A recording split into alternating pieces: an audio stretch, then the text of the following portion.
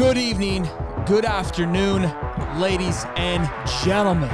Welcome back to the best day of the week, and thank you all. We hit 17,000 subs today. Unflippin' believable. Happy Wednesday. Happy to have all of you here. It is the best day of the week. We have a jam-packed show. Obviously, Florida is playing Kentucky on Saturday at noon in Lexington. Absolute banger of a weekend. And we have a special guest on today. Before we introduce him, I'm going to go ahead and introduce the co-host for this evening. Standing at 6'9", 245 pounds, Mr. David Swoulder. Swoulder, how we doing, big guy? Ready for this weekend, man. I like a hump day, every Wednesday, you get over the hump. It's Thursday, Friday, and then you got like right in the middle of the week, the sweet spot right here at High Top Sports. Everybody at High Top, let's get it. Let's go. We connect you, you know what I'm saying, from one weekend to the next.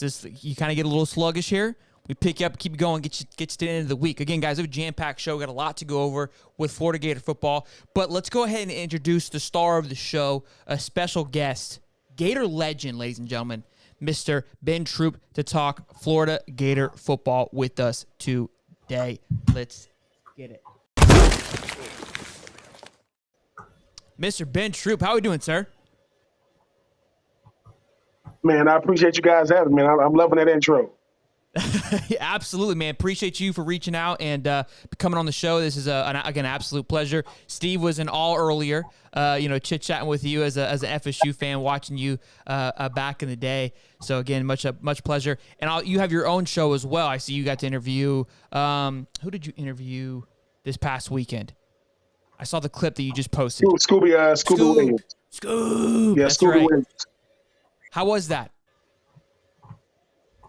It was good. I think sometimes when being a former Gator myself, having the platform on Florida Victorious to be able to just talk to the current, future, and former Gators, I'm not one of those guys that need a lot of fanfare when it comes to what I'm doing. But I'm like, I want to be able to, have some influence or be able to congregate, talk to these current Gators, man. It's fun. I mean, because look, I mean, when I was in college, man, them boys wasn't even coming out the womb yet, some of them. So so to be able to have interactions with them, it's really, really fun. Plus, my whole goal when I'm talking to them, I know the fans don't root for them because they wear orange and blue, but I'm trying to get them for the person. And I try to chop it up with them, man. They be kind of surprised that I know about them a lot more than I said. Listen, man, I'm asking questions ain't on your Wikipedia page, but Scooby.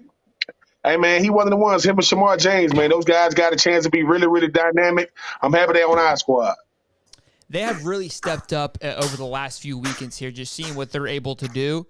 Scoob has really started filling the gaps and really stepped up. We've nicknamed him, we've upgraded him to Scoob because how well he's been playing. And Shamar James is really coming into that role as well, and it's exciting. And again, it is great to be able to talk to these guys, having that connection with the Florida Victorious. We had Tyreek Sapp on just to get his energy and his passion and his love.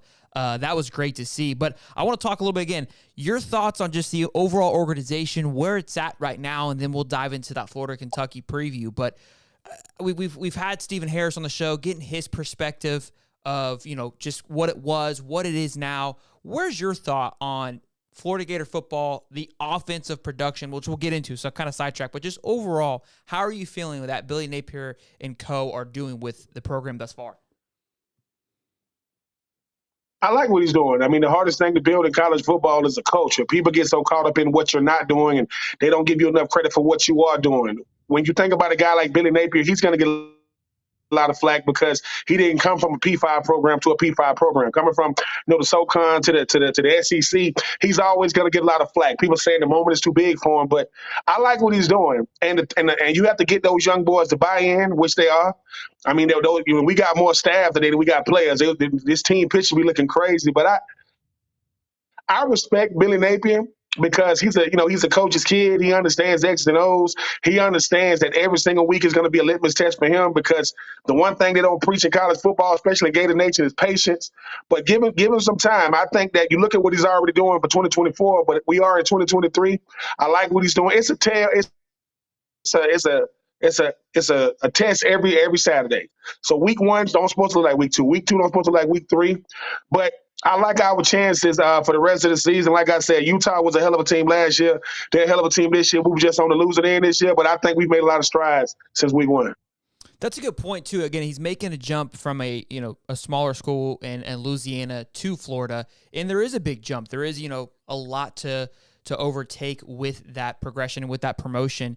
And something we preach on the show constantly is patience. I think we were spoiled a little bit with what Urban came in and how quickly he was able to impact things. We see what other coaches are doing in other programs, but again, it's just different for everybody. Different strokes for different folks, right? And the situation that he came into at Florida wasn't the sharpest or cleanest compared to other organizations. But I mean, what excites me is the things that he's doing. It feels like we're getting back to those ways.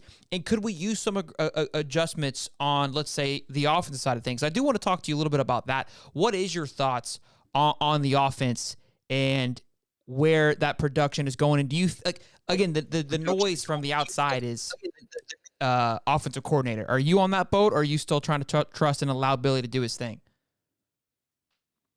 No, I'm not on that boat. I think sometimes, man, it's a different what you're looking at and what you're actually seeing. Like a lot of times people see once again, people looking at what we're not doing, people want to be creative. Well, Graham Mercer's the guy. One, he doesn't turn the football over, right? We want our running game to be the focal point of the offense. Ricky Pearsall is one of the best receivers in college football, not just in the SEC.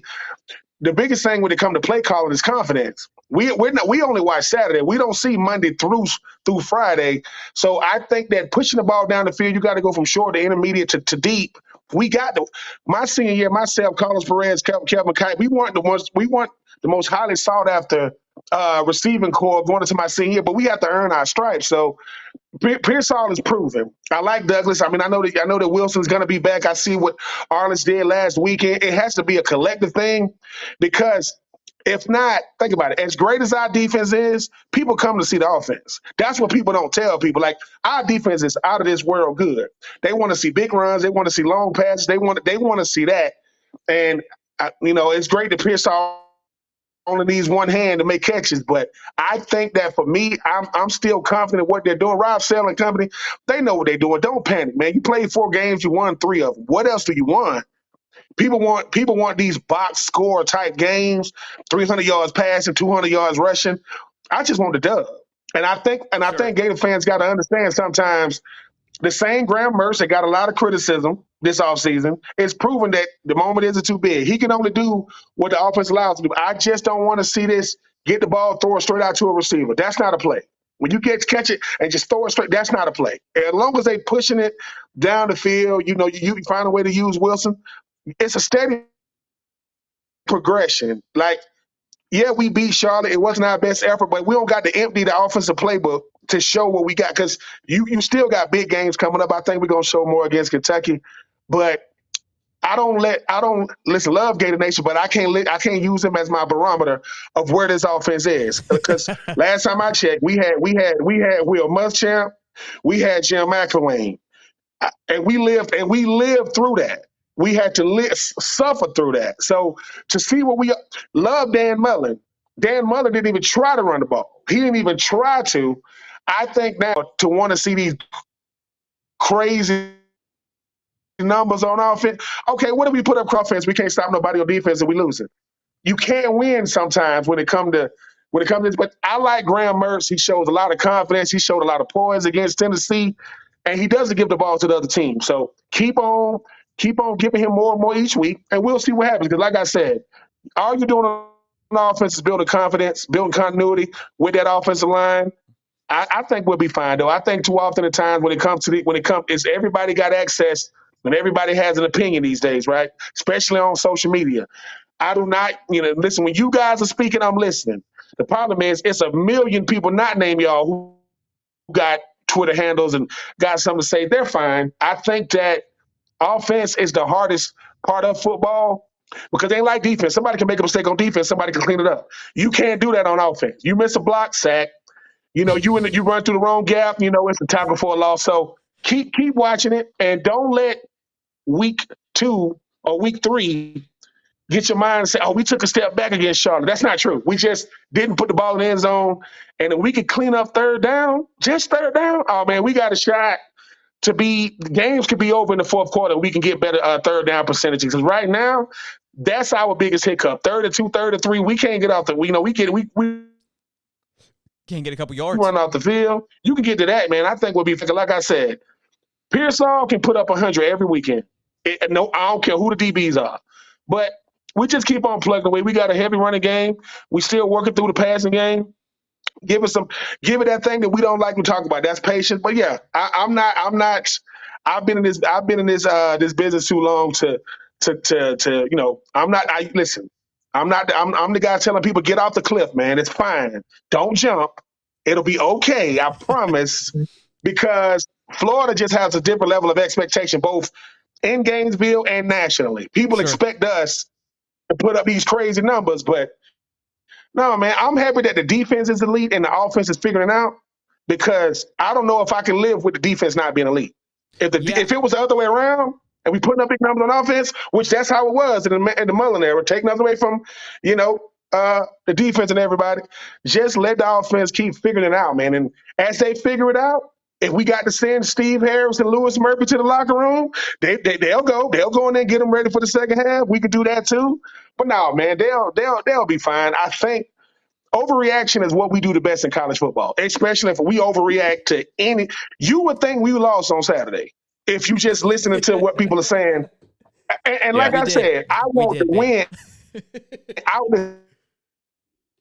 want to win. I don't.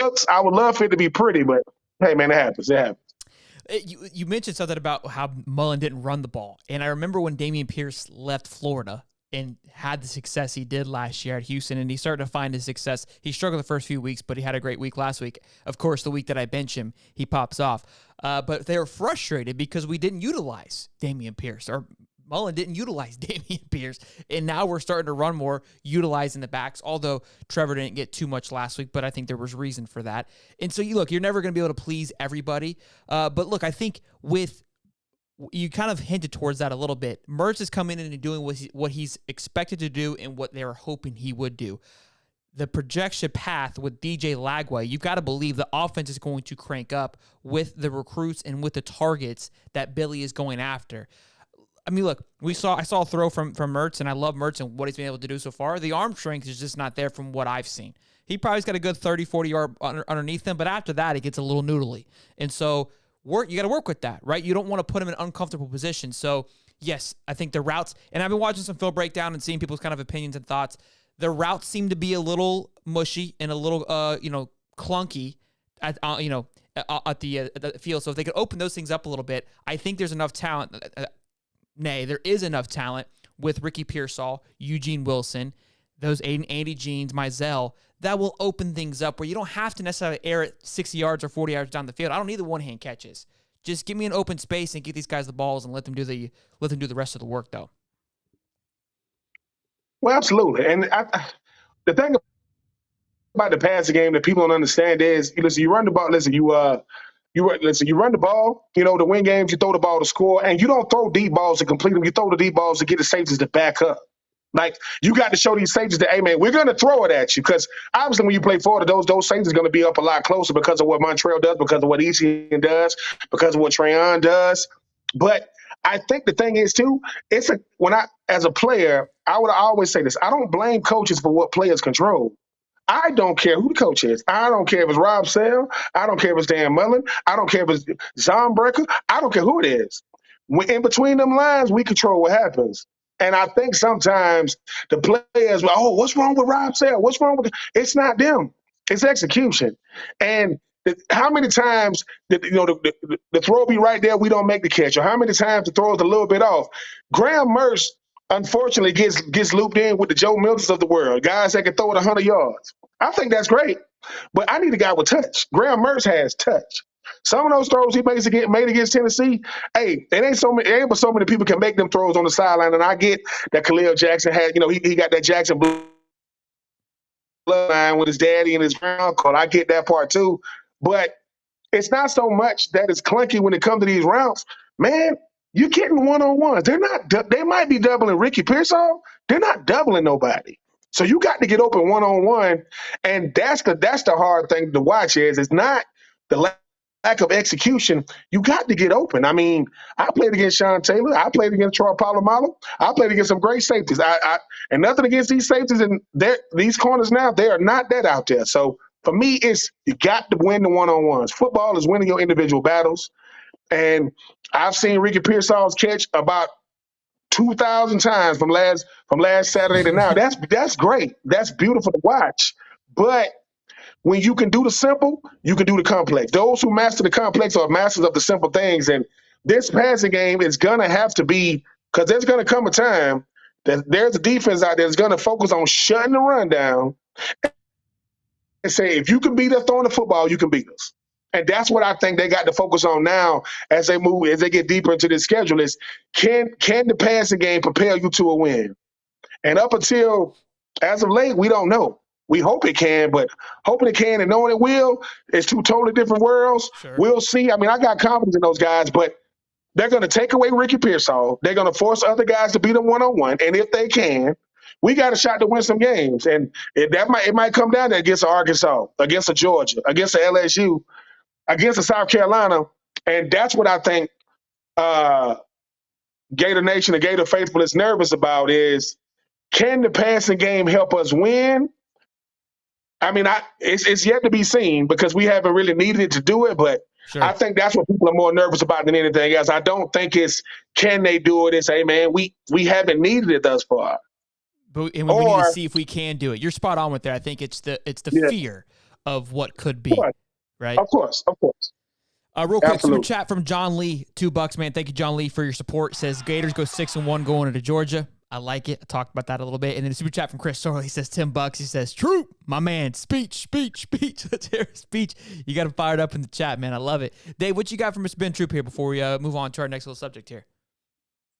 Yeah, well, I think he makes some great points there. It's like we have yet to see Florida pass the football. And Graham Mertz, obviously, you go look at him in Wisconsin, you look at, like, wow, he threw a lot of interceptions and all that. But here so far at Florida, he's been productive. He's been doing what is asked of him. And if you're running the ball effectively in a game and you can win that football game knowing you can run the football, that's primarily what Billy Napier is going to do in that process. Now, like Ben said, you question yourself as a Florida Gator fan. It's like, okay, well, what happens when it comes down to passing the football? We already saw the Utah game, and that was kind of a shellacking in itself up front. But we haven't seen that happen in the last 3 games, and we played I thought one of the best front sevens last year in Tennessee.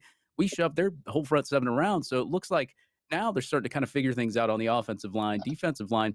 And then maybe, as he said, as the season goes on, we start seeing Florida take the football down the field a little bit more. I mean, like Ben said, you haven't had a game yet to where you've had to pass the football if it was down to the wire or something like that. So I think, Mertz, for what he's done and for what he's been through, and especially the Utah game where he was pressured multiple times and still rattled off over 333. If it's there, if he can get a little bit, these wide receivers can get open, I think you're going to start seeing more of that. And I think we might even see it in this game as well, because I'm pretty sure that Kentucky's going to play for the run, and I'm pretty sure Florida's going to play for the run for Kentucky too. But we'll get into all of that later. But I think sooner or later, you're going to see some of those passes going 20-plus yards. And you even heard Shane Matthews in the preseason. He thinks we're going to throw the football a lot. We haven't yet. But what happens when we do? We'll see. I'm excited. Guys, over 350 people in here. Make sure you guys drop a like, show some love, subscribe. We got Ben Troupe, Gator legend, here with us tonight. And a couple more super chats. We got $5 from Devil Dog, says, preach to us, Brother Troupe, go Gators. His hat is almost as wide as Holly's forehead. And then $2 super chat from down south. I love it. Our chat is ruthless, Ben. I don't know if you've you've seen it before, but they don't hold any punches around here, which we don't want them either. You want them to. So it's a good time. Look, I think all in all, it's great hearing from, past Gators telling like the current fans to, hey, settle down a little bit. Things are headed in the right direction. And just to see the excitement from the past Gators, I feel like I haven't seen this in a couple of years now. And it feels like things are trying to get back what was in those early 2000s, late 90s, where it is just a culture thing. And again, like this Kentucky game, all last week or 2 weeks ago for the Tennessee game, I was tweeting out, F Tennessee, because I have just a despise hate for Tennessee. I haven't had the same energy for Kentucky because my entire life has been just waxing Kentucky. Like, I don't look at them as a competitor, and I'm being disrespectful on purpose. Like, they are Charlotte. That's how they've been in my entire life. So this game's exciting and it's fun because I just want it to be another notch for Billy to keep moving forward, to to pick up where we fell off last year. But it shouldn't be a nerve-wracking game. My entire life, these first 4 weeks of Florida football have always been a breeze. It's been 4 bye weeks, and it's all right. Now, guys, we got to suit up. It's time to go watch some football. You know what I mean? But as we use here, we're sweating. We're sweating USF. Like, what's going on here? So the game's going to be exciting. I'm looking forward to it just because I want to see, again, I think the can's going to come off a little bit. And again, it's in the sense of the offense, and obviously see what Trevor can do. And this defense just is finding itself each week and getting better and better and better. And I'm excited to see what they're going to be able to do as well. I do want to talk. Let's kind of, let's get into that Kentucky game a little bit, though, Ben. I want to get your thoughts and opinions on it, and your expectations, predictions, and etc. Kentucky's always that team that, as you mentioned, we don't fear them, but we respect them because we're their Super Bowl every year. They're not going to say it out loud, but they know how big it is. I mean, when you've had to deal with almost 40 years of losing, and then Bennett Snell Jr. and Josh Allen and company come, then you got last year. I think for me, Florida has to do the same thing they did against Tennessee. They got to score every quarter. They got to find a way to stay on the field on third down. And have some long drives on offense. They got to shut them down on defense. Like, Coach Armstrong, man, as aggressive as he is on defense is what we need to be on offense. I don't want to hear no more about what you're going to do with Eugene Wilson. I want to see it. I don't want to hear about what you're going to do with Pearsall and company. I want to see it because Kentucky is a different team at home. They obviously they're going to pack a run game and a defense every single year. That's what Mark Stoops does. They're dangerous because they're good enough to beat you. I don't know if they're talented enough to beat you, but they're dangerous enough. They're good enough to beat you. So for me, score every quarter. Find a way to utilize these special teams, which to me has been the Achilles heel for Florida. These first 4, well, maybe not last week, but the first 3 weeks, got to find a way to utilize the special teams as a weapon. And go have fun, man. I know it's easy for me to say that now, being a has-been, and my days are over with, man. But it is Kentucky, man. Like let's stop playing. Like I respect Vanderbilt. I respect every single team in the SEC. But stop playing, man. I mean, for real. Mark Stoops got mad last year or whatever because he's gonna go unnamed. The head basketball coach of Kentucky, Mr. Underachiever himself, said this is a basketball school. Well, it is. And I know Mark Stoops got mad, but it is. Like, it is. What would Kentucky know about going to Atlanta? I'm not talking about visiting. I'm talking about going to Atlanta to play for the SEC. They don't. They don't know about it. So for me, don't give good teams hope, because good teams will beat better teams if they still in the game late in the game. Now, Sure.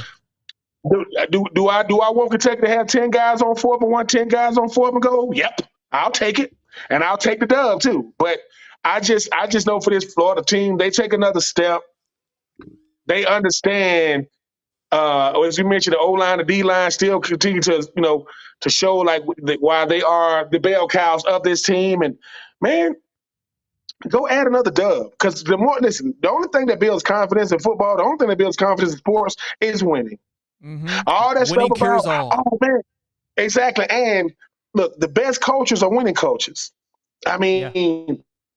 We not too many years from Tennessee saying they get leadership reps. What is that? That's not a real thing. That's not. I like the fact that Billy Napier, he doesn't do coach speak. He seems to be very, very upfront about what he says and how he says, and he seems to have guys that's buying in. I can, when he said at a certain point, man, you got to look him in the eye, you got to put your hands on him. I like that, because you do got to do that. At a certain point, you got to say, hey, man, we either are who we say, as Coach Zook would say, we either are who we say we are, or we look good in our uniforms. Because we look good in the uniforms, right? But I want to be who I am. I want to be who I am out there. And, I saw when Steve Harris was on here, when you a has-been like us now, and all you got is your resume and what you do for the players now, they know we got their back. And when Steve said he didn't understand the importance of former players talking to current, that stuff is important, because if Aaron Kinney say I'm a good tight end in Florida, I'm a good tight end. If Kevin Carter say, hey, man, you a good player, I'm a good player. And that's taking nothing away from Steve Spurrier, Ron Zook. When current players say you a good player, oh, you good. Because they don't got no reason to lie to you. We ain't on the payroll. I know Brandon Spikes is getting his degree, and I'm wishing him nothing but the best. But when Brandon Spikes tells Shamon James and Scooby, what's up, what they going to say? They ain't going to say nothing. They're going to listen. Be like, oh, okay. I'm supposed to hit this like, because Javon Curse, Will Marshall, Mike Peterson, it ain't too many can say and they better than B Spikes. Yeah. So that's what I make sure I do whenever I get a chance to holler at them, man, is tell them, I can't tell them, hey, bro, you know it's Kentucky, right? Like the Commonwealth state. Like, what does that even mean? You know? So I just, but I also know this. When I give analytics online, I have to be careful what I say because they're watching it's like Deion Sanders when it comes to DBs. They're watching what he says in a different way because it's him. I'm not comparing myself to Deion, people. Let's not compare. But I'm saying when I give analytics, I have to understand they listening different because it's coming from me. Sure. And so, but I still got to give it. I know how to say it through an analytic way, but also understand that I was them. And your words carry more weight than let's say if Dave and I are critical of something, right? Like they're just like, what are these two doofuses saying something? But when you say something, again, it has way more credibility to it, especially somebody who's played the game and was successful in the game. It means a lot more. Like you said, no disrespect to the past great coaches, and there's a different type of feeling when a great coach tells you you're doing a great job, and when somebody who's played the position, been successful at it, tells you, hey, you're him. Like, all right, cool. Like you've seen a lot of great players. You played up against a lot of players, and for the fact that you're giving me the nod, that means a lot. And it's funny that Brandon Spikes is kind of coming up on the show because I saw a clip of Gronk and he was on the Kelsey's show, and they were talking about how during practice, Brandon Spikes would knock the cleats off somebody in practice, and Gronk was like, "Yeah, if I had a lineup against him, I was like, hey, Spikes, I'm not blocking you. I'm supposed to, but we're good here." We were kind of referring to them and the team that they are and who they are. They're very similar in a way to that Utah team that we played week 1. They've got a coach that's been there for a while, right? They've created a culture. And now Utah's had more success, so I'm not comparing in that sense, but just the outline of what Kentucky is. They're going to play good defense. They're not going to do anything too crazy. They're going to run the ball. They're going to try to control the time of possession, right, and keep things in front of them. And like you said, if you let them stay close, they're a good team. They will get you. They will beat you. And to me, this is the rematch. We're not going to get to play Utah again. This is that Redemption. Nobody likes that against a Kentucky team that has a solidified running back in Ray Davis, a transfer quarterback in Devin Leary. They've got talent there, but yes, they are Kentucky. They are not the same level as Florida. They don't recruit the same way that we do. They don't have the powerhouse of history that we do. This shouldn't even be a conversation. But right now, look, they've done a good job of making it a conversation. So nonetheless, we've got to come to that real quick. Real quick before we keep moving, we have over 350 people in here. Make sure you guys again drop a like, show some love. Devil Dog, another super chat, says laying down the truth. Troupe needs to come on every Wednesday. Absolutely, I love talking to past Gators. It's awesome. And then Chad Mason says $2. Troupe. He's got that Gator in him. That's what I would tell you. So good stuff there, Dave. What's your thoughts, man, on this Kentucky game, big guy? Man, Ben's giving me all this. He's giving me all this energy, man. Yeah, I he's mean, firing like, me I up look at too, both bro. I'm sides of ready to run football, through a wall. Sorry, dude. And you try to compare quarterback stats; they're pretty similar, except for maybe around completion rating, where Graham Mertz really hits the nail. Devin Leary's at 58.5. You got Graham Mertz 77.8. Just about every statistical category between both quarterbacks are pretty much the same. They average around the same yards per attempt. But there's one thing that I like when I watch the Kentucky film that I know Florida could just take advantage of and probably just kill this whole game for Kentucky, especially offensively. They are pressured a lot, and they're pressured a lot more than Graham Mertz. Devin Leary, he's been pressured 35 times just passing the football.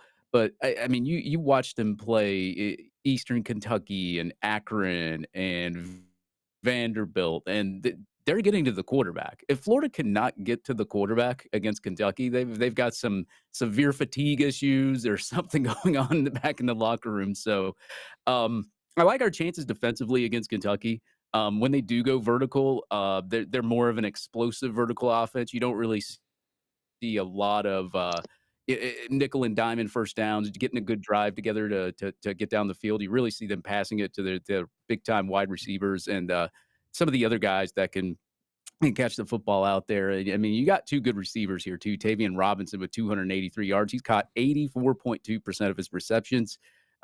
Barry and Brown, 214 yards, 50% of his receptions caught there. But those two you'd have to look out for. And as you said, that transfer also running back, and he's averaging 6.3 yards per carry.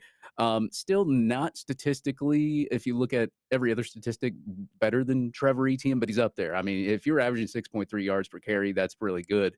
But I think both teams are going to try to run the football, but I think Florida, and I know that front seven, they're probably going to turn up 8 guys to our offensive line, especially with Kingsley back and all that, and they're going to try to pressure Mertz. They're going to try to stop the run game. And from what I saw in the Tennessee game a couple of weeks ago against their defensive line, I'm feeling pretty happy now because I did not think Florida's offensive line was going to go there and push them around like they did, and they did. So I'm feeling pretty good on offense and defense. I do worry about Kentucky's defense a little bit in the backfield, but I can't bring it to me to where I could pick Kentucky to win this game. I think Florida has way more advantages over Kentucky than Kentucky has over Florida. I think the only thing that could decide the game if there was a decision between both teams is turnovers. Are you going to turn the football over 4 or 5 times? I mean, that's the only time that a team less talented than another team can win a football game is if they can generate turnovers. So if you keep the turnovers down and you just play normal football and you play the defense you've been playing, I think Florida easily wins the football game. The game they played against Tennessee, I talked about this with Stephen Harris, that first half they played at Tennessee was executed perfectly. If they play that game, which again isn't the flash that everybody wants, the 50, 60-yard passes, just keep it in front of you, converting on third down, converting in the red zone. Defensively, time of possession, we'll win everything important, and we got a kicker. So, look, it should go in and be a no-brainer. But Ben, I do want to talk a little bit because you played a little bit during the Spurrier area. I think that was at his end, and then you transferred into that Zook. I always love to kind of get some stories. Is there any great stories that you have during that transition with playing for those two coaches? Man, the easiest one with Coach Spurrier was we just won the Orange Bowl, and we understand a lot of guys going pro early, like Jabbar Gaffney and Lito Shepherd and Alex Brown. A lot of these they leaving early, and myself and he was like, "Look, man, you guys is going pro. Wish you nothing but the best. You guys is coming back. I mean, I'm looking forward to seeing you guys in the spring." Now he just said this. He just said this. Me and Kenny Parker, we driving up 95, heading back home. Just beat the hell out of Maryland and the Terps. It said breaking news, man. It said Steve Spurrier just signed a deal to go be with the then Washington Redskins. And we like, what's Steve Spurrier? Steve Spurrier Jr.? No, Steve Spurrier. And mind you, the thing about college sports that they don't warn you for is everything is a resume booster. I go to Florida, that's the best college in the land to me, but it's the greatest resume booster I got, right? When you at Florida, man, we didn't realize, because you young and naive, man, we 18, 19, you don't realize how much Florida propels you to the next level. Steve Spurrier don't need no resume booster. He don't need it, but 5 years, 25 mil in 2001, yeah, he gone. Yeah, he was out. He was gone. But when Ron Zook, but when Ron Zook got here, once again, mind you, it's not that different from Billy Napier. When Ron Zook coached at Florida, man, I didn't know Ron Zook. I didn't know about, but when they went in '96, man, I'm a freshman in high school or I'm in 8th grade, right? When they won. When Ron Zook when they said the new head coach of Florida is Ron Zook, that was the biggest, who the hell is this you ever seen? And I love Ron Zook, right? Love him. But when he got hired, we were like, what? Because we thinking, all right, the GOAT just left. Listen, this is really how it was. And I mean this respectfully. It's like you went from Tom Brady to Garoppolo. You was like, what? Because you don't know, right? Because you don't know. Sure. So So, and I mean that the most. So when Ron Yeah, I think Zook's people first day understand. talking to us, we all in the weight room. Yeah, but when Ron Zook was first talking to us, he's in the weight room, and he's staring at me, and I'm staring at him, and we both are thinking the exact same thing. We're thinking, "Who the hell are you?" That's what we're thinking, because I didn't know he was the head coach. Ron Zook told me the first time he saw me, this is what he said. Mind you, this is the current crop. He said, "We got a recruit just sitting here." He thought I was a recruit the first time he met me. I got on my full Florida gear, and but I will say this. I say this every time, man. Steve Spurrier was the coach I chose. Ron Zook was the coach I needed. This dude, he helped me polish my game so much, man. Ron Zook, listen, boy, he hell on wheels, man. Ron Zook, he told us sleep was a waste of time. He told us that. He said, you don't get anything done when you sleeping. I'm like, what? So, like I said, man, I wish Ron Zook would have coached longer at Florida, but I would say Ron Zook was no nonsense. Like, you remember how we talked earlier about what Billy Napier inherited from Dan Mullen? Yeah. When Urban Meyer got here, you know what he inherited? He inherited a really, really nice house. It just needed some new furniture. That house was nice. The house he inherited when Ron Zook left, who built the house? Steve Harris, Chris Leak, Dallas Baker. These are the guys that was here with us. They was there. So my senior year was Chris Leak freshman year. Chris Leak had people talking about pressure. Chris Leak was 18 years old. His first game really starting was on the road against LSU. That's his first real game starting. Come on, man. And he won. So for me, I don't know. What would you say listen, Ron Zook is my guy, man. I used to want to be. What would you say? Because we kind of talk about this from time to time of like what Billy inherited, right? What would you using the house analogy? What would you say that Billy has inherited to kind of give people a perspective? Billy inherited a gated community, right? But he's never lived in one before. Like that's where he lives, right? But he's only drove by them before. He like, dang, I wonder what it's like to live in there, right? Because for those people who ain't never lived in a gated community, and if you do live in one, may God bless you. It's overrated as hell now. HOA meetings and all kind of stuff, you can get written up, you can get summoned to court. I'm just telling you what happened when I lived in one. Maybe that was just my experience. But I'm just telling people, Billy Napier, listen, Mrs. Napier said, I wonder what it's like to live in the biggest house in the neighborhood. And that's where they live at now. Not because they want to. They have to. They said, Coach, you got to get the biggest one. Billy Napier went from another guy in Louisiana to the guy in Florida. There isn't a coach in Florida more famous than him. Sorry, Doug Peterson. Sorry, Mike McDaniel. Sorry, Todd Bowles. And that's real. I said this last year. If Trevor Lawrence and Tua was walking down the street last year with Anthony Richardson, somebody would have said, "Yo, Anthony, man, who your friends?" Oh, that's Tua. That's Trevor. I mean that. The only reason why, the only person more famous than the starting quarterback at Florida was Tom Brady.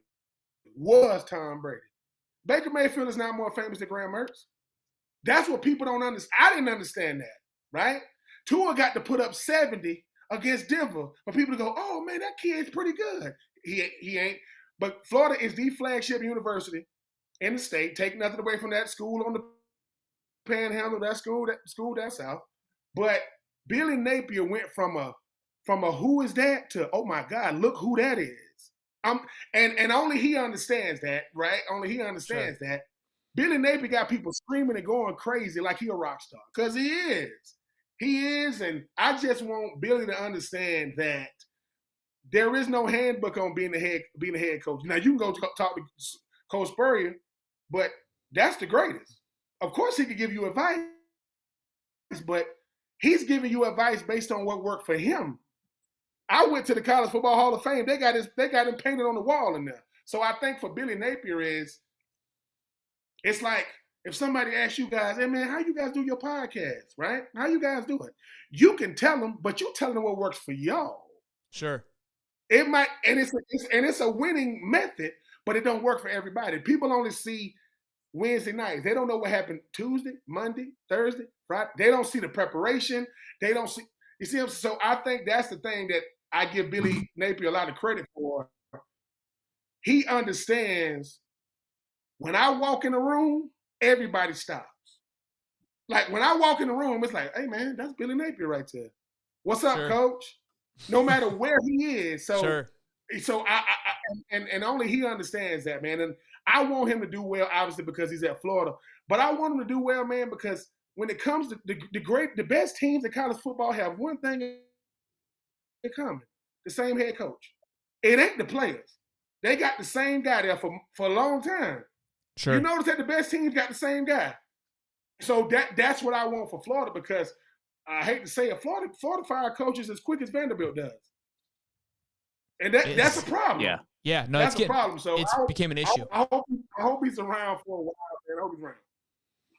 Well, Ben Troupe, this has been an absolute pleasure.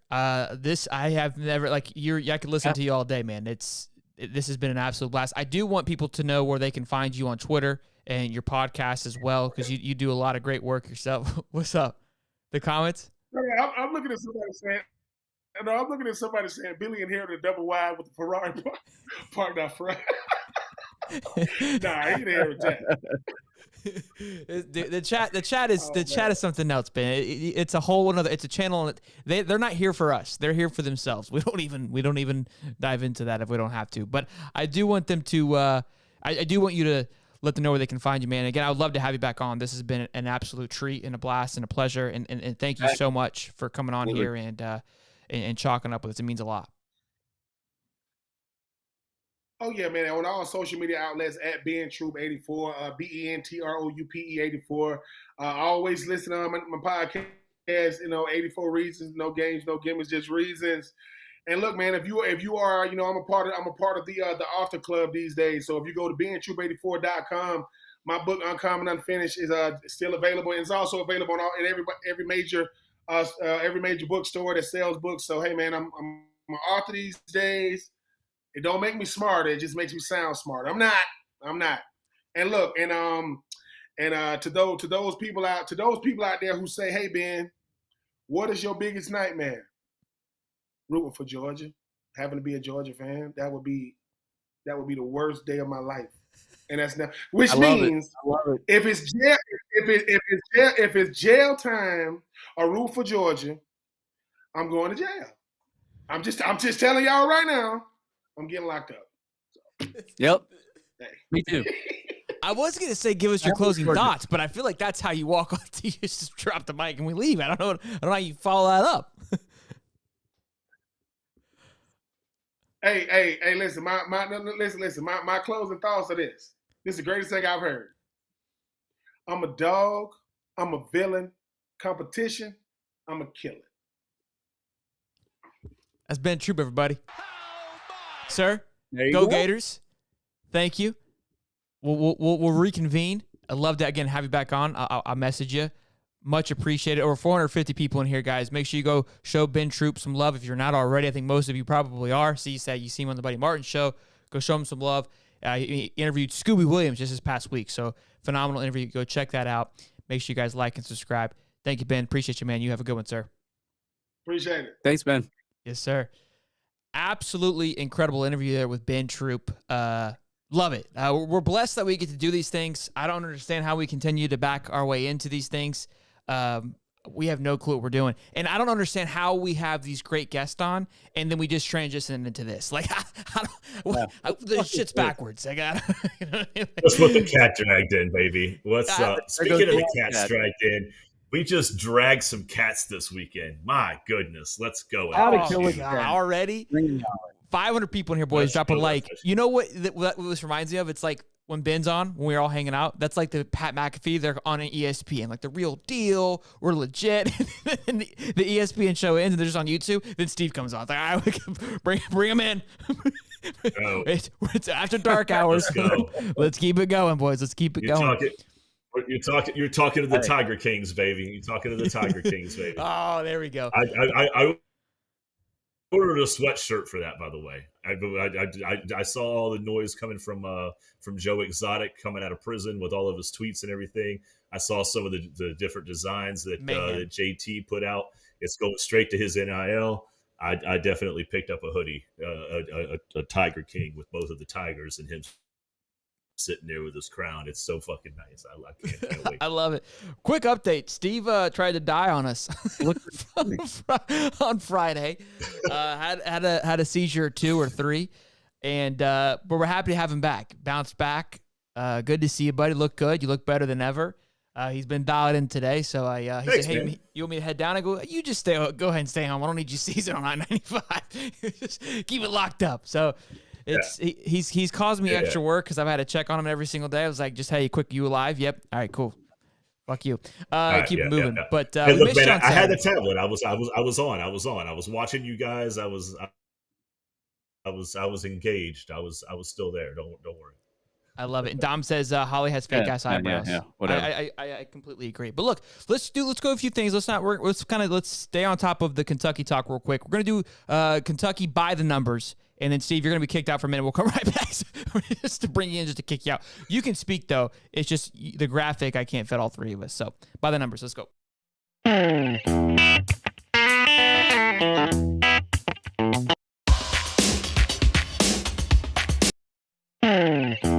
don't know what that was all about. But anyways. Your record skipped.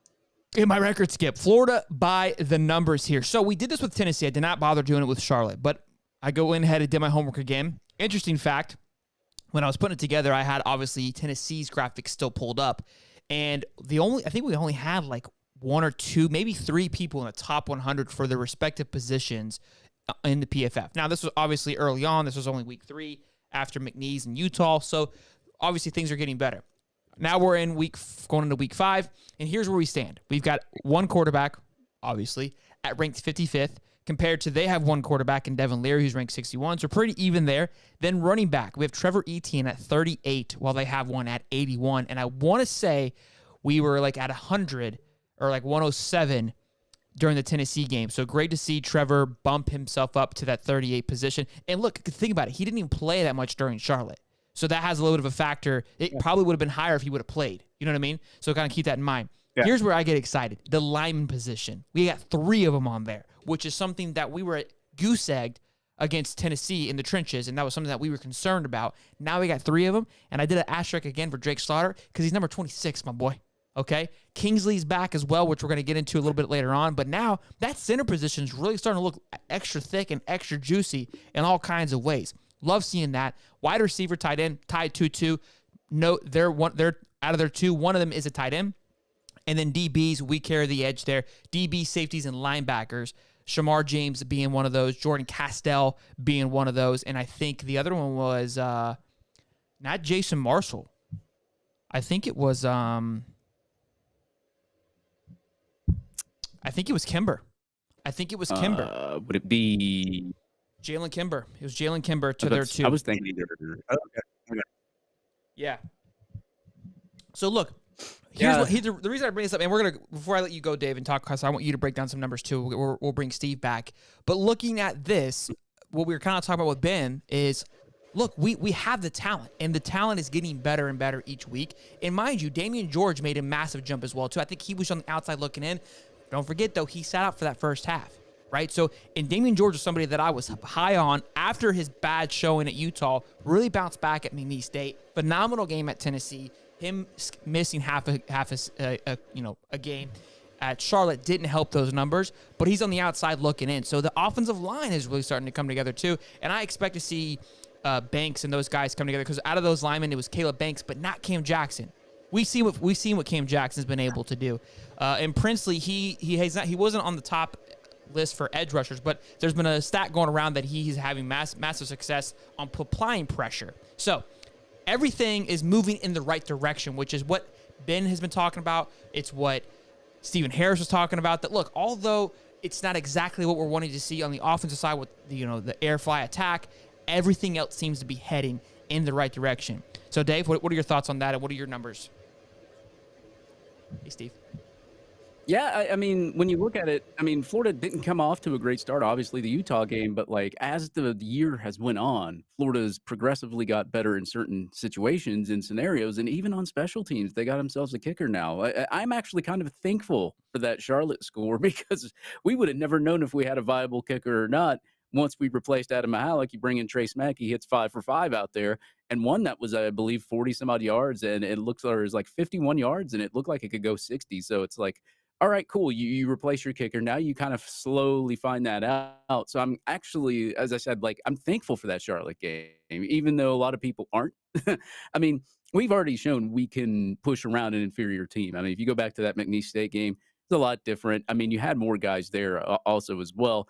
And then you go into Tennessee, and as I said, you push those guys around, and it's just all just when you think about it and you go all over around, and I don't really have any statistics for this. I mean, like, Florida is trending upward more than they are trending downward. There's certain things that I'd like to see from the team, as we said, air the ball out more. But if you're going with a game plan that's working, I would rather just go with a game plan that's working, getting you yardage. And even if you're scoring only 30 points per game or 29 or 28, is your defense allowing like 10? I'm okay with that.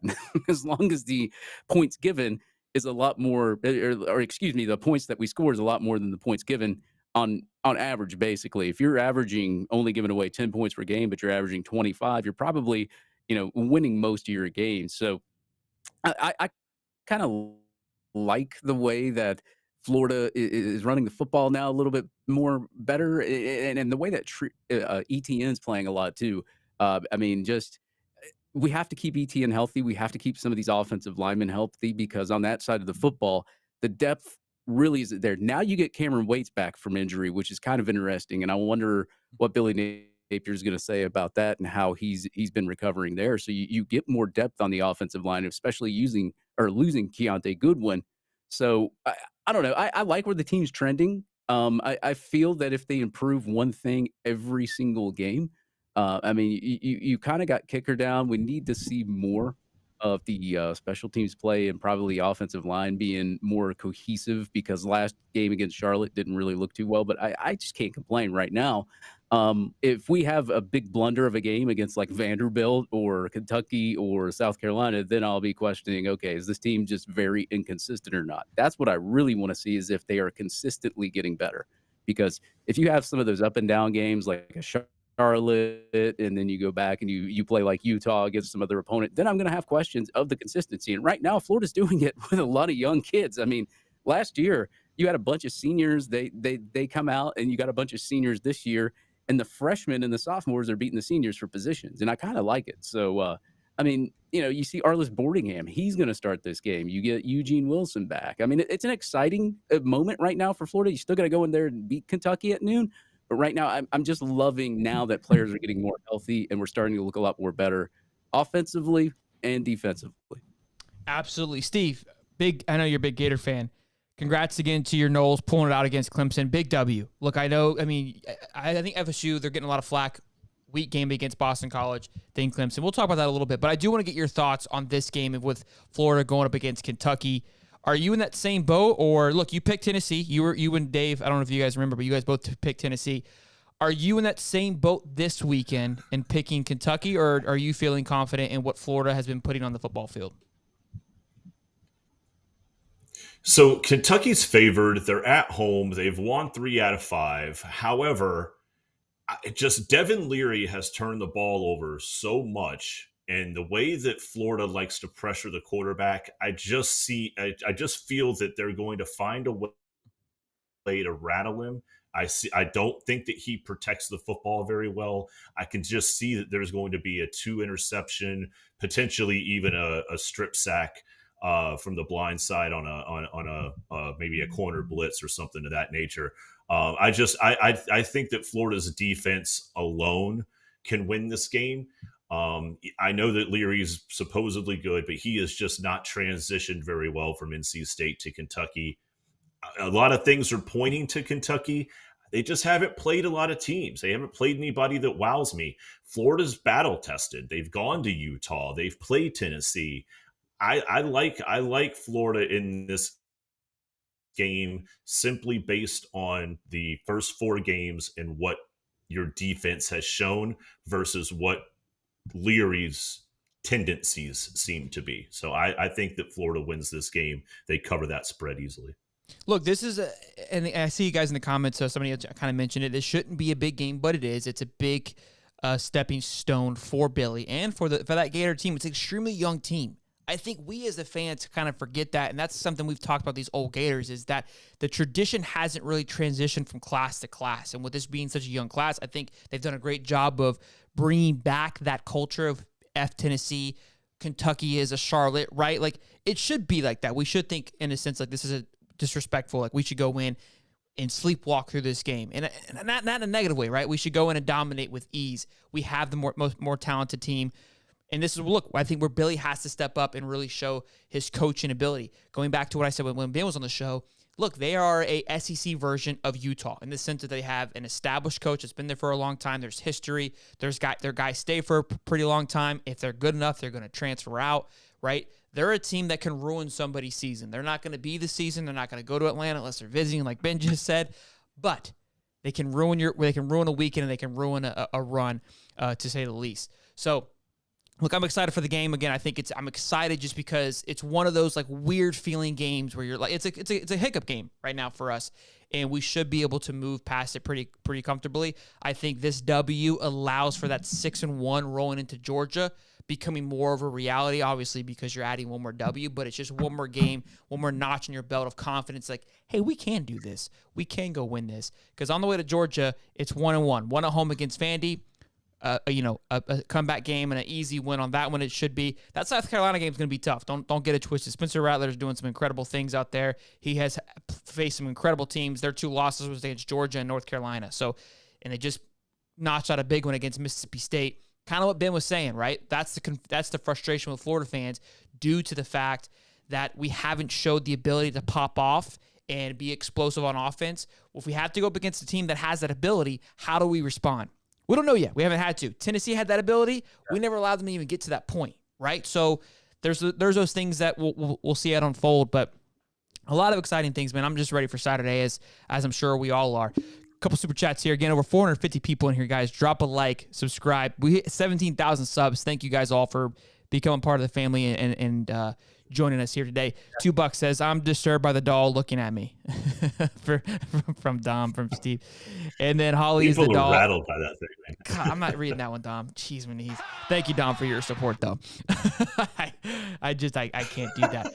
Let's talk the depth chart really quick before we move on from Florida Gators. But let me get your predictions. So, Steve, you got a W. Dave, you pick Kentucky. I know that you pick Kentucky, Dave. And I'm going to go ahead and take Florida 24-14. Dave, can you just pick Kentucky? Because I feel like I need you to keep this consistent because clearly it worked against Tennessee. No, I promise I won't give you shit. I won't give you shit.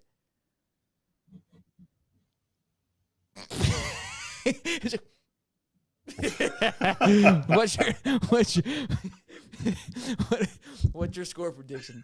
What did Breakdown pick?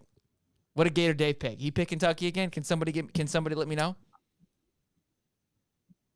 No, I don't think Dave picked Kentucky. Okay. But just I'm going to say the score is going to be, it'll be 31-17. Who? You figure it out. I love it. I'll go 28-24 Florida. How about that one? 28-4 or 28-24? 28-24. Okay. All right. Good stuff. 31-17 Florida. Yeah, there he is. All right, depth chart update, hashtag headed to Atlanta. Big update here. Eugene Wilson getting the nod, which I figured. I felt like it would based on how the Tennessee afterwards, it was very precautionary. I think they got way ahead of it to be overly cautious. They realized the game was pretty much sealed up. excited to see him get back on the field. I think his presence on the field was felt during that Tennessee game, was a massive impact. I think it allowed for things just to flourish a little bit more.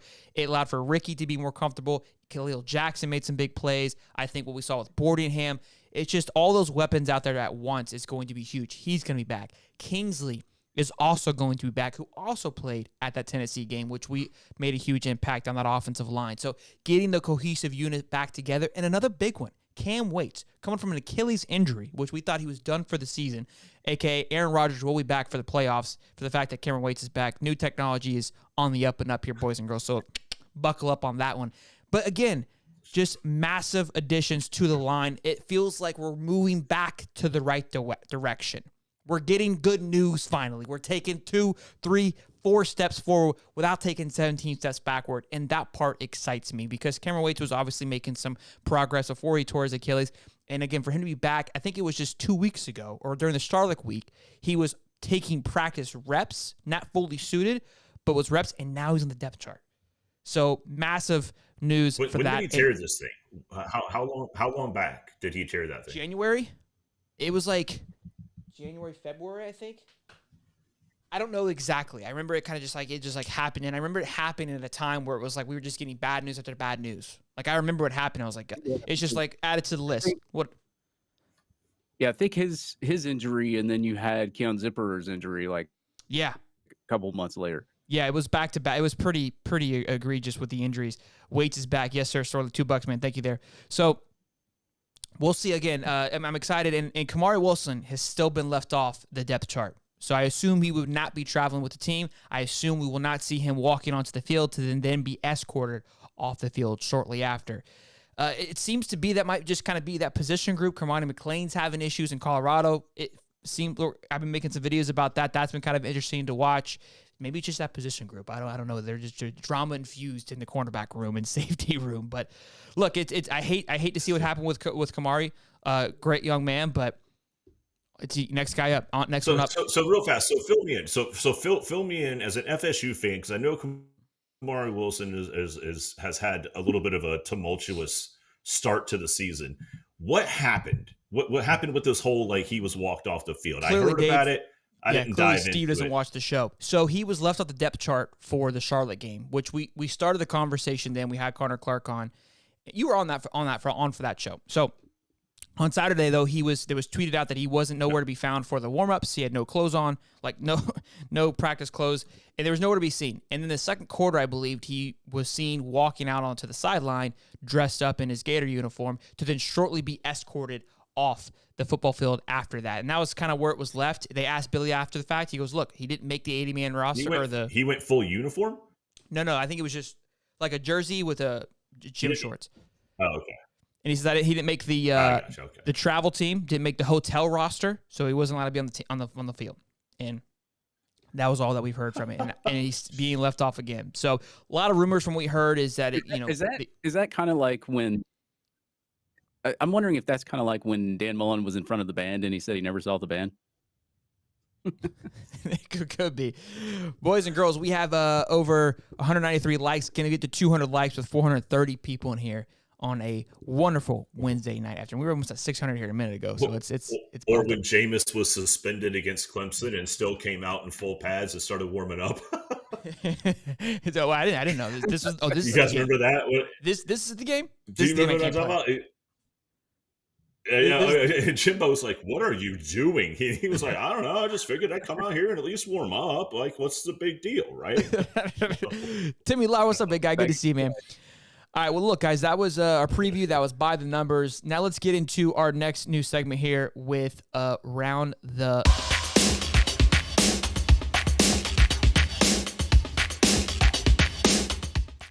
That is Around the Sports League. So we're going to talk other things here, some things that are going on. So, Steve, I'm going to go pass the buck over to you, big guy. No go on the 12-man playoff next year? Tell me, Steve, what happened? Who hurt who? So...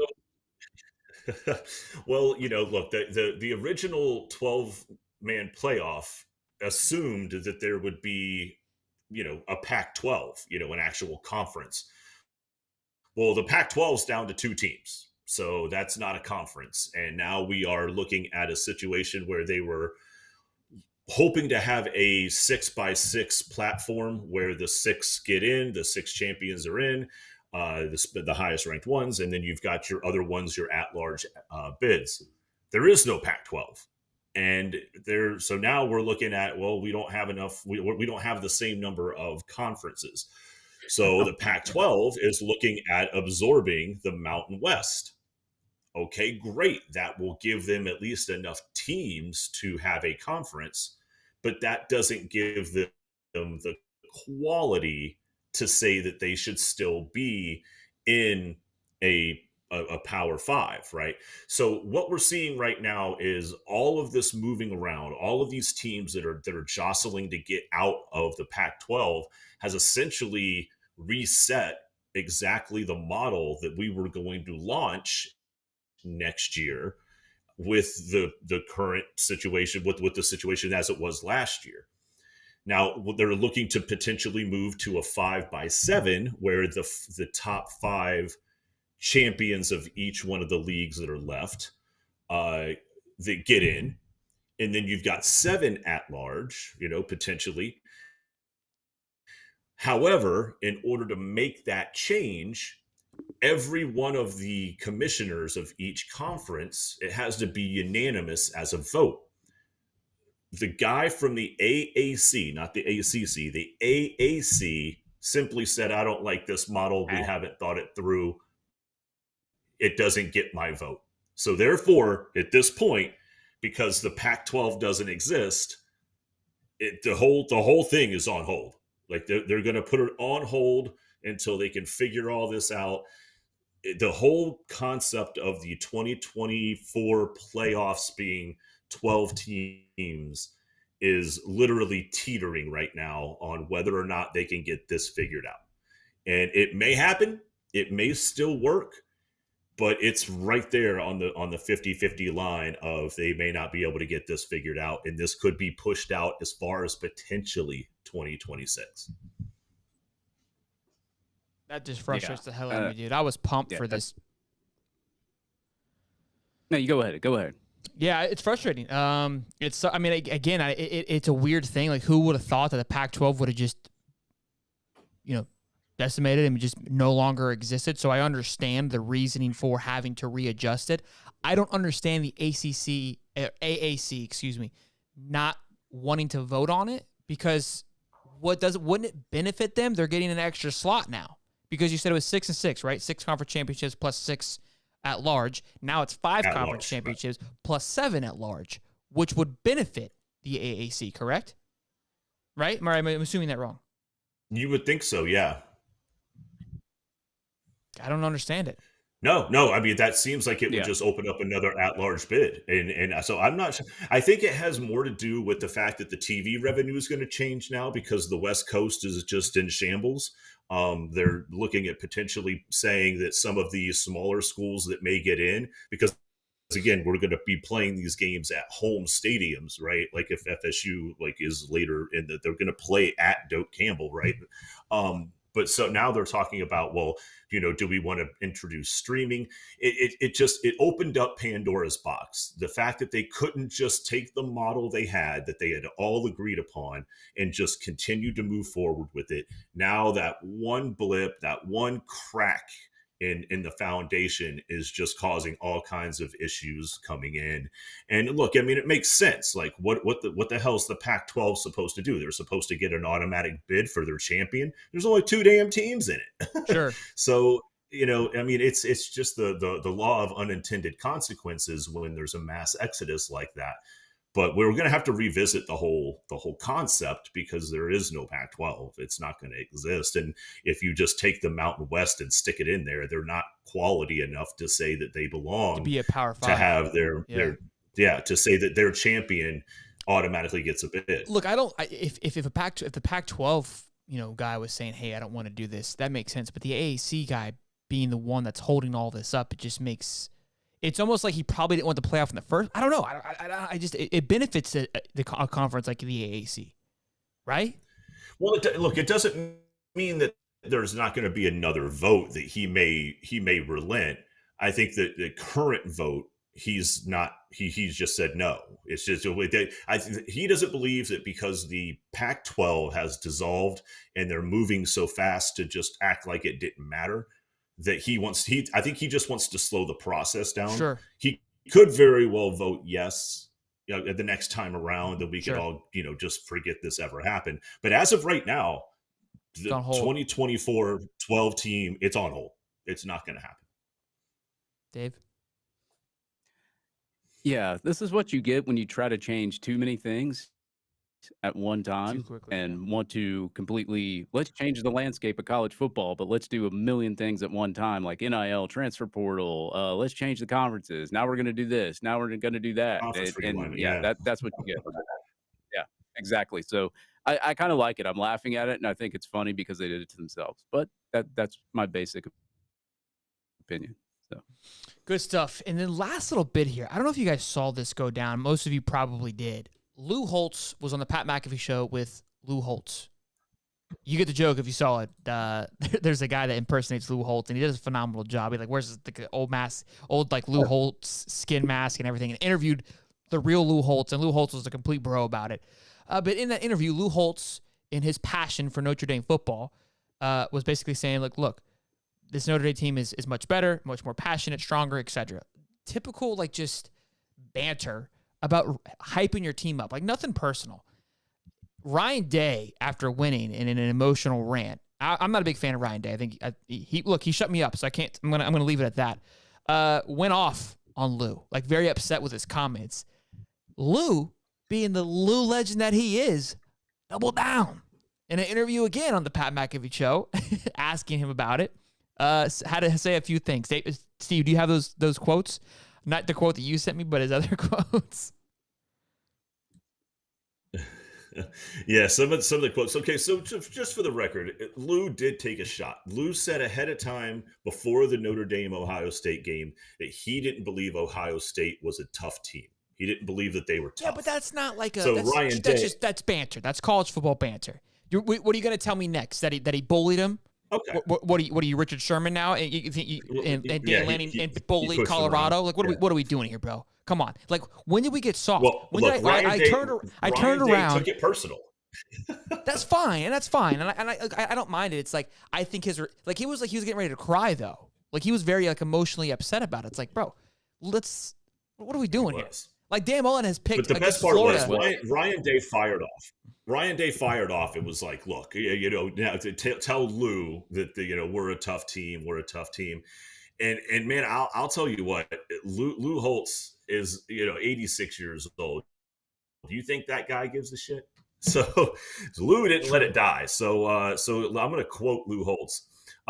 Lou said, "I don't feel bad about saying it because I believe it. Notre Dame was a better football team. 3 times Ohio State had 4th and 1, ran the ball, couldn't make it. If I was coaching,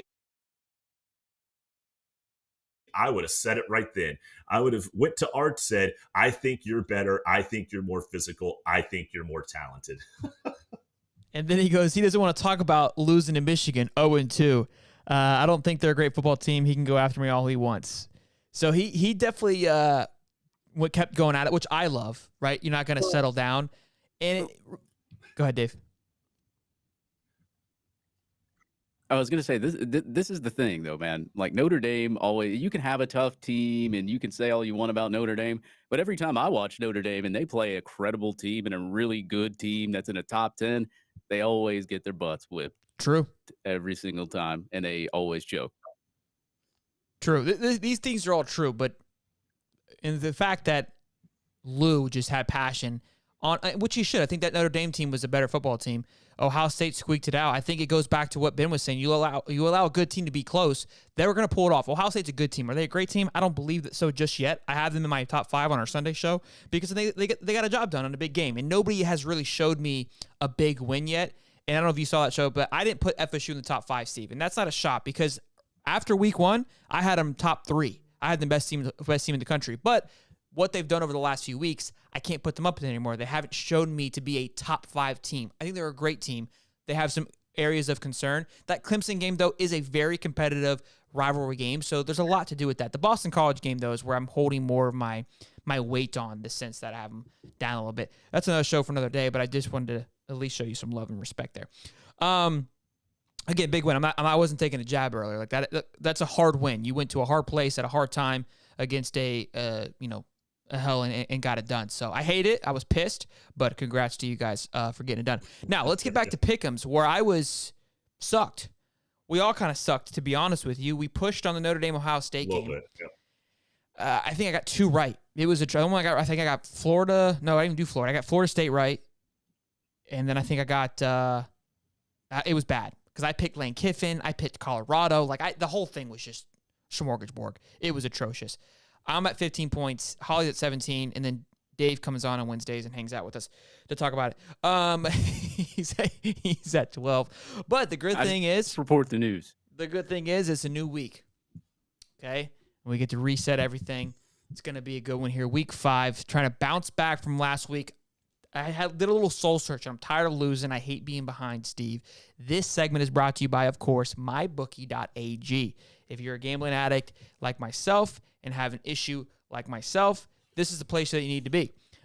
Make sure you guys go to mybookie.ag. Use the code HIGHTOP when signing up, and you'll get a little deposit gift when you put in a certain, I think at least minimum of $50, you will get a little love added to your bank account, so you can then become a degenerate like myself and spend your son's life savings. So be sure to sign up for MyBookie using the code HIGHTOP so we can gamble together and lose together. There's nothing better about, a team morale and team boosting than just being a bunch of losers together. Okay? So please, if you guys are winning and you're not telling me about your wins and your picks, that's also disrespectful. So feel free to tweet me your winning picks so I can either fade you or be behind you like I was with Steve's mom last night. Anyways, moving on. So first game of the week, obviously, this is bad. I forgot to change the Knowles next to the game. You got the Florida. Oh my God. Golly. And I didn't change to Kentucky. Late night, boys. Late night last night. I was up to like 3 o'clock in the morning knocking this thing out. Let's go ahead and let's get past that really quick. So Gators versus Kentucky. Kentucky, the spread was at 3. It went to 2. Now it's at 1. I mean, this is a no-brainer for me. I'm taking the Gators. I'm going to cover that up there. Steve, who do you want? Or actually, Gators. Dave, who do you want? Dave, who do you want? You're first. I got Florida. Oh, yes, sir. Stevie? Florida. All righty. Look at the Auburn Tigers. I didn't change the Aggies. My goodness, I am struggling here, boys. I got completely distracted there. Anyways, Auburn Tigers are getting 14.5 against the Georgia Bulldogs. It is at Auburn, by the way, just in case you guys didn't know that. Dave, you are up first. Oh, man, I'm not impressed with Auburn at all. I think they got a decent defense this year, but their offense is like non-existent, and Georgia's defense is probably going to hold them to like maybe 3 or 7 points. I'm going with Georgia. Stevie? 16, huh? 14 gosh, and a half. 14 and a half. Is it down to 14? God, the Bulldogs are still 0-4 against the spread, but my God, Auburn just came off a terrible loss. I'm going to go with Georgia. I think they can cover that, even at Auburn. Yeah, I got to agree. Auburn's defense is pretty solid, but I just think their offense is atrocious. I was happy because it's what I've been saying all year and preaching that they're bad is it's coming true. So I'm cool with that. Texas against Kansas. Texas is giving Kansas 16. Steve? I think Texas wins, but I'm gonna give Kansas. I think they cover the spread. I'm gonna go Kansas. I gotta agree with you. I think Texas gets the job done too. Kansas is Muddy's Dark Knight team, and I've learned not to bet against Muddy, and he keeps saying on the show. So I'm gonna just not even go with my own thought and definitely have Muddy influence me here. He picked what team was it? What was the Final Four team last year in the basketball? Like the 14th seed, the Peacocks. He picked somebody to be their I think it was not number 19. I don't know. He picked them and they went a long way. So I'm all in on it. Dave? I want to pick Kansas, but behind you guys, and I'll go ahead and pick Texas just because we can just split this one, and But yeah, we're kind of riding each other's Kansas coattails here. Cover that spread, but I think I might try to get lucky and see if Texas can cover that, and I'll pick Texas. Good stuff. Then we got Ole Miss, LSU. Ole Miss is getting 2.5 points. I am done with the Lane Kiffin train. I am hopping off. I am throwing away my ticket. I am burning my clothes, the bags, everything. Some guy had the audacity to comment on our Lane Kiffin video where I called him a fraud, saying, Lane's not a fraud. He is a great coach. We love him here at Ole Miss. Who will we go get if we didn't have him? He's a great recruit. Shut up. No, he's not. He drops the ball every single time. He's great for Ole Miss. You are 100% right. If you insult him, yeah, if you insult him to an Ole Miss fan, if you insult Lane Kiffin to an Ole Miss fan, you may as well just slap their mother. I love Lane Kiffin. You guys know my love for. You guys know I have my love for Lane Kiffin. He broke my heart. Freshwater. He ripped it out and he stepped on it too many times. You had an opportunity to get it done, Lane. You're only getting 2.5 against LSU. You're going to get absolutely rolled by LSU. This is crazy that it's 2 points. It's going to be I think a 10+ bloodbath. Dave? Yeah, if you were going to give Ole Miss like 32 points, then I would pick them. But yeah, I'm going with LSU. I cannot trust Lane Whiffen. Dave? FSU is going to be LSU's biggest fan the rest of the year. I'm taking LSU. You're such a loser. All right, now we got the Colorado Buffs. I feel like until they give us a reason not to put them on here, they have to be on here. It's the same spread I think it was against Oregon, maybe a 0.5 point difference for USC. This game is in Colorado, mind you, though. Dave, you're up first, big guy. Tough one here. Yeah, it is tough. I think Oregon is a really well-rounded team, and I think, to be honest, man, if I was to pick between Oregon and USC, I would pick Oregon to win if it was a straight-up bet. Just by the way that they've looked so far this year, but those two teams aren't playing so hard. I think I'll pick Colorado with the spread. I know Travis Hunter's out, but I got to do something, man. I want to pick USC so bad, but I just don't. I can't. I got to go with Colorado. I think they cover the spread. I think they lose, but I think they cover the spread. Sure, Steve. Same. I think USC rolls them, but I don't think they cover. I don't think they beat them by 22.5. I think 21. Colorado can cover that spread. Is it whatever the case? So here's my thing. That was Oregon's first wake up call, and the Colorado got punched in the mouth, which you think they're going to come back and do things. This is USC's wake up call. What's concerning me is the defensive play. I think they only beat the team last week.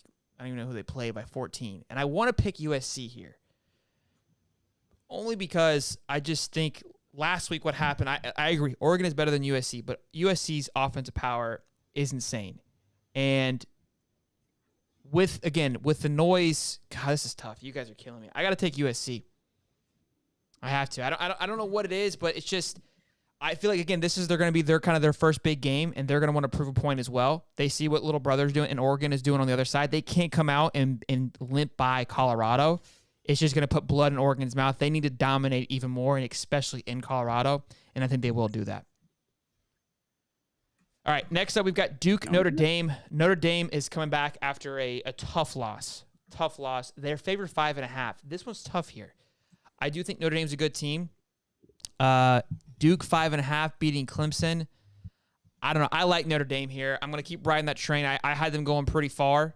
I had them upsetting Ohio State, and I still feel like they were a better football team. I think they'll get them to bounce back and probably win by a touchdown. Dave?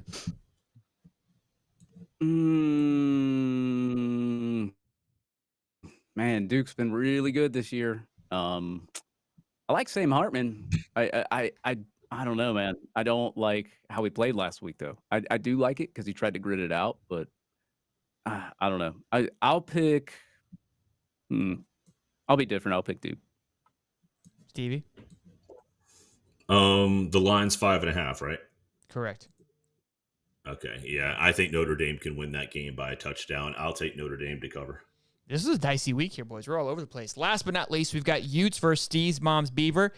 Honestly, I will keep Oregon State there all year if I can, if they're competitive. So 3.5 spread. I think Utah has their thing figured out. Cam Rising or not does not matter. I think UCLA wasn't that great, but that was a hell of a defensive play. Again, they're just one of those teams that are extremely disciplined. They're going to get the job done.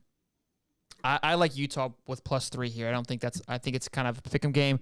Oregon State is coming off a loss to Washington State. It was a 3-point game. I think Utah's better than Washington State. Dave? Yeah, I'm going to go with Utah too. I don't even know when Cam Rising is coming back either. But I don't What's think crazy, it bro, really is how we even had the conversation that he was going to play at Florida. Like now it's like, yeah, he might not be back at all this year. Like what the fuck? How was this even a conversation? Yeah, we spent like they 6 were- months they were talking like- about it. Yeah, their head coach was like, "Oh, it's going to be day to day. It's going to be by the week, and we'll let you know by the end of the week." And then he's still out like 5 weeks later. So, yeah, I'll pick Utah. I'm with you on that one as well. I just haven't. The DJ quarterback, he doesn't really impress me a lot. Like I know it's easier competition that he's playing against down there, but I still think Utah will dominate that game against or Steve's mom's Beaver. My bad. Steve? I Please like say- Steve's mom's Beaver spread. I'm gonna go with my mom's Beaver spread. Let's go Oregon State. You taking Steve's Beavs? Yeah, I like my mom's spread is basically what you just said. Like I know. verbatim. I was actually. there. I was there. I was there. I don't know why anybody watches us. This is pathetic. Good stuff. There it is. Hopefully I can bounce back. Who knows, guys? Honestly, if at this point you can just pick against me and you might have more success. I'm all over the place here, boys, with my picks. They're all here for tweets of the week. That's the only reason why people are hanging around. So that was our excuse me, our MyBookie segment. Make sure you guys again go to mybookie.ag, use code HIGHTOP. But now we got to do tweets of the week and pass it over to Dave to talk about his balls and how well manicured they are. Yes, fellas, you can smell the pumpkin spice in the air if you heard it's fresh face fall, and nobody else can give your face the love it needs other than our friends at Manscaped. The folks who change below your belt are here to help you with your brand new Handyman electric face shaver designed to give you face and smooth finish without the mess of a wet shave. It's the perfect tool for men with all beard lengths, whether you're lining up your neckline or taking it off to a feel of the autumn breeze. Make sure to join the 9 million men worldwide who trust Manscaped with your exclusive offer. Head over to Manscaped and use code HIGHTOP20 to get 20% off plus free shipping. Don't be a bad apple this year and choose Manscaped and take care of your balls. Are they paying you extra for the jingle? Whoa. Yeah, they did. Okay, I hope so. All right, boys. It's the best segment of the week. Tweets of the week brought to you by, my goodness, Ty Tendell. Always just showing the love for the chat, boys. $100 donut. Whoa. Unbelievable, Ooh, Ty. boy. You were the absolute man, dude. You Ty, were the best, Ty. Coming on to me quick, man. Yeah, that ball segment with talking about your balls and whatnot got a little razzle dazzle for him. Like, yeah, you can talk about your balls any day of the week, Dave. You know what I'm saying? Between Steve's beefs, Ty, was it Dave's balls or was it my mom's beaver? Like what really set you off here? we were going so well. Only had Ben beavers. Troupe. We had Ben Troupe on here. Like, how do we? It's like a steady decline. Like the show is just like this. Like it gets worse and worse. You know, I don't get it. Hey, we like to the show up. misfits that stay towards the end. That's true. It's the ones that hang in there. You know, I feel like the late night guys are hanging on longer and longer. It's getting around. Yeah. What happens after hours? You know, with the boys. You know, like, hey, let's hang out for. If you make it an hour and a half into the stream, we're like delusional, and anything could pop off. So it's like now everyone's just kind of waiting. They're just waiting around. It's like we're watching a car crash. We just got gifted membership there. JT, who was that? Who's out here handing memberships out? Tristan Creel. Oh man, Tristan, thank you, big guy, for the 5 memberships. Let's go. Fury G, look at you guys getting a little love from Tristan Creel. Show him some love. Thank you, man. Go Gators. Over 380 people in here on a Wednesday night. You got to be kidding me. You got to be just pumped up. 17,000 subs we hit today, boys and girls. It's crazy. Come a long way, man. It's come a long way. Amazing. Everybody in the chat, man. You know, Tristan Creel, he bought you guys 5 memberships, man. Turn him over, rub him on the stomach like a little dog. Give him a big rub. Okay, we're good. What are we doing? All right, here's a great one here. Our boy Jake Crane, who comes on the show every Saturday. If you guys also too, we do a High Top Game Day show Saturday morning, 9:30 a.m. Ty Hayes will be on there. Allie Peak will be joining us this Saturday to represent the Florida Gators. And again, Jake Crane from Crane & Company will be on there to represent his Auburn Tigers. But Cam Akers posted, I want a girlfriend, man. Captain Kush says, I'm pushing 30, never had one. Chase that money and dream, man. A girl will come along eventually. Cam hit him from the top rope. With all due respect, I'm not trying to be like you, bro. My goodness, dude. This world we live in is phenomenal because we get to... Is this our Cam? My Cam? That's your Cam Akers FSU? recently traded to I think the Vikings because he's a head case. The Viking. Yeah. That's he's your a guy. Yeah, that's him. And I was thankful enough to pick up Williams, the backup, who is now the starter for the Rams, and I'm eating with him. So thank you, Cam, for having a head case. Next up, Coach Hendy says, everybody relax. We played the 49ers tonight and came out with a W. That's gold. What makes that special is the Charlotte that was their name, the 49ers, which I found out literally the night before when I went to Allie's show that was their mascot name. So that's, hey, well done. Well done. Good job. Good job. Well done. Clap it up there, boys. That's my boy right there, too. That was a good That's one. my boy. That was a good one. Not enough love. Not enough love. Oh, here, I got you. A little love tap there. Not enough love for creativity there. This obviously has hit the stratosphere. So Jordan Travis, I'm assuming, I didn't see the FSU part. Was he claiming Tiger King? Is that where this is coming from? I don't know. Yes, because he beat LSU and he beat Clemson, so he's claiming himself as the Tiger King. I got that part, but did he verbally come out and say that, or is that what the fans are implying? He made T-shirts. He Really? made T-shirts that he's selling that he gets as NIL. He gets the money. So Joe I bought a hoodie. Joe Exotic, which I didn't know was out of prison. So for the fact that this is my reintroduction back, who's tweeting this? So somebody just running his account? No, he's allowed. He's just tweeting from prison. He has a phone. Prison's great, dude. Maybe I should go. Maybe I should go. All right. Anyways, I called twice. Jordan Travis was 6 years old when I became the Tiger King. It is my trademark, my intellectual property, and I'm sick of others cashing in on my trademark. Just because President Biden cares nothing about me being wrongfully imprisoned in America, I will give any attorney 80% of a settlement to sue Jordan Travis and all companies selling stuff using Tiger King.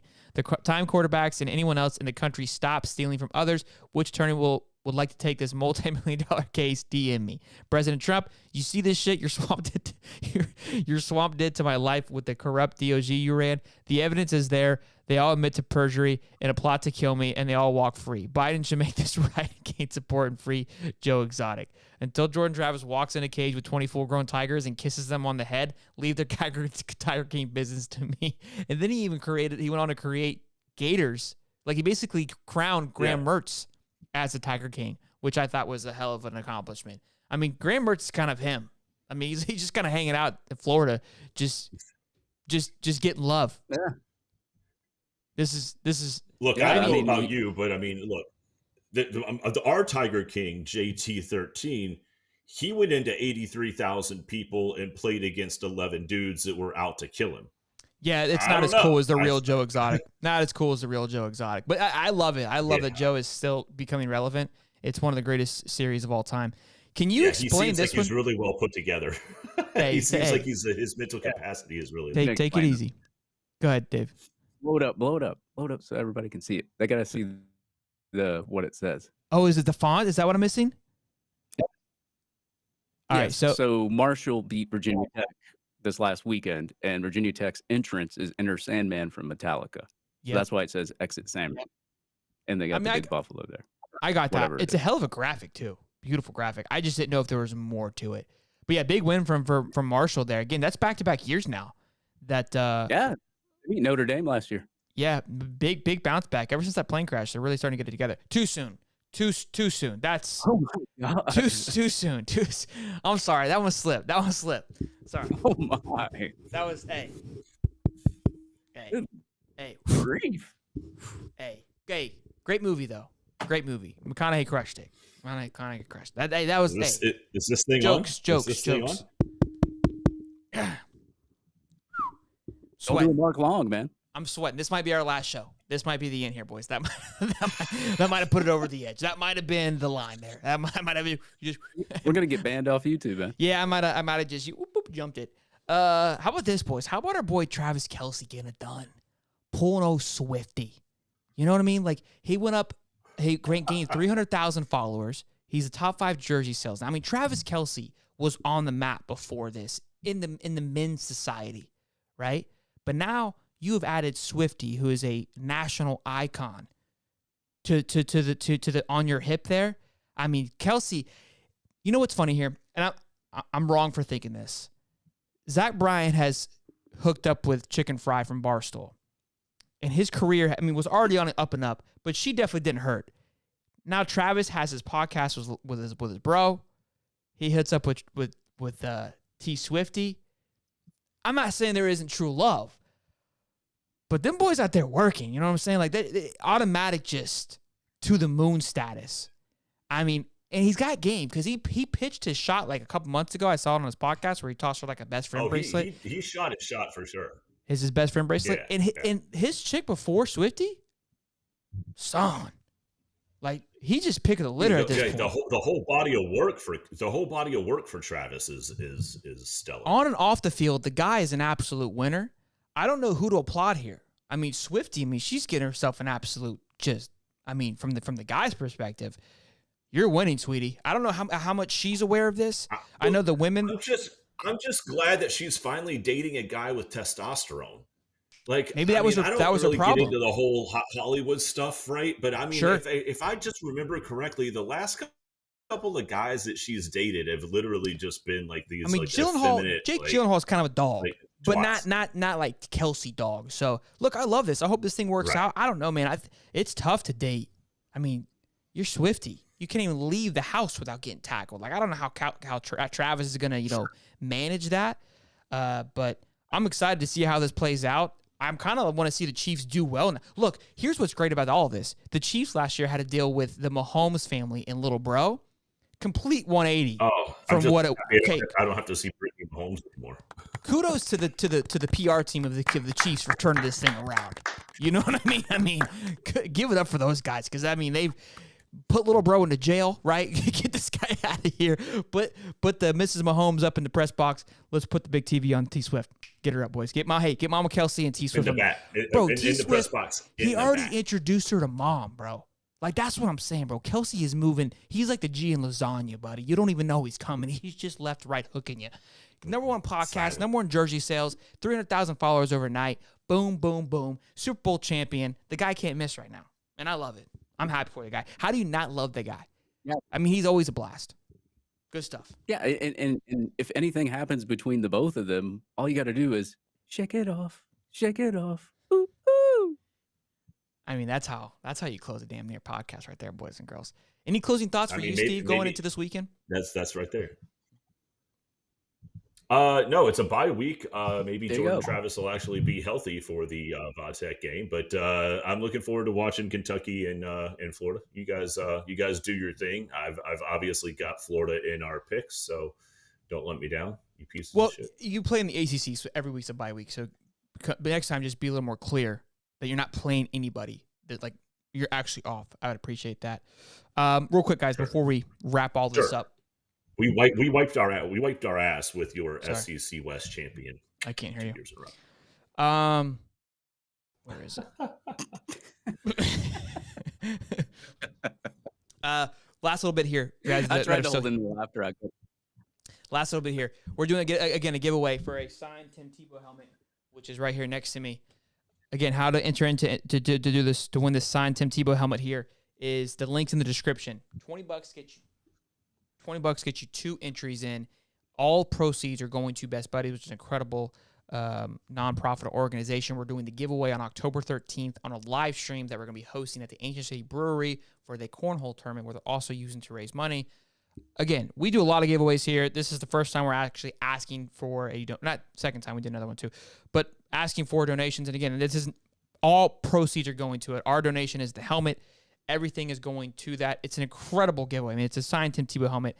I think the big ones are cool, but the little ones you can kind of put anywhere. I think big ones, like, they're exciting, but most of us don't have a place to put the big ones. So this is getting weird. But the little ones you can go kind of anywhere you can put them. So it's a hell of an opportunity. Again, the link's in the description, and it's a hell of a nonprofit. So please go check that out. $20 gets you 2 entries for it to possibly win. So I think we got a few entries so far. Would love to get a few more if we're able to do that. Reminder for the segments for the rest of the week. We're cranking out a lot of video, a lot of content. It's college football season. I don't even having seen my wife in like 16 weeks. Told her I love her. Hopefully she's doing okay. We're going live Saturday, 9:30 a.m. Hell of a show, jam-packed. Allie Peak, Jay Creighton, Tyne Hayes, jam-packed show, star-studded lineup. No reason I should be involved with that company whatsoever. Then we'll be doing the watch party at 12 for the Florida Gators versus Kentucky. Following after will be a call-in show. Win or lose, we'll cry together or laugh together. Hopefully it's the latter. And then Sunday we'll have our noon show around 12:30-ish, recapping that game. We'll have a little more data. And then we have a Sunday night show now recapping all of college football at 7:35. So the show goes on. Keep the bell turned on so you know what's going on, but at least now you have an idea of what's to come if you guys want to come join us. If there's a show to check out, I would recommend the College Game Day show and the Sunday show, the recap show. Both of those are really, it's a different vibe, different feel from this. It's a really good time. It's fun. It's different. So come check it out. If you don't like it, you can tell us to F off. No big deal. But at least come say hey, drop a like, show some love. Continue to subscribe. Let's get to 18,000. I would love to hit 20,000 by the end of the season. I don't know if that's a small goal or a big goal or a great goal. I'm just having fun doing it. So keep telling everybody, show your families, subscribe. But again, I really do appreciate you guys. This is a blast. I love you too for putting up with me week in and week out. We butt heads like brothers. Dave was yelling before the show, so hopefully he'll apologize afterwards. And that's just kind of how that works. You know what I mean? It's a nice, loving brother, fun relationship. But we come back, we grind, we have a good time. So again, I love all of you guys. Thank you so much for showing your love and support as always. 300 strong, hour and 41 minutes in. Absolutely incredible. Boys, until next time, I'm Shelton. I'm Holly. And I just report the news. Boogity, boogity, boogity, boys. Be good, be safe. God bless. Love you. Good night. Don't wanna sleep in, cause I got something to prove. I gotta take what I hate and finally make a move. I think of you and all the shit you don't do. Well, I'ma make hella sure that I don't become you. Have no regrets, yeah, I'll tie up my chest. I'll never forget what it's like to be in debt. Been stabbed in the back bed, I'll show you what happens. Pass me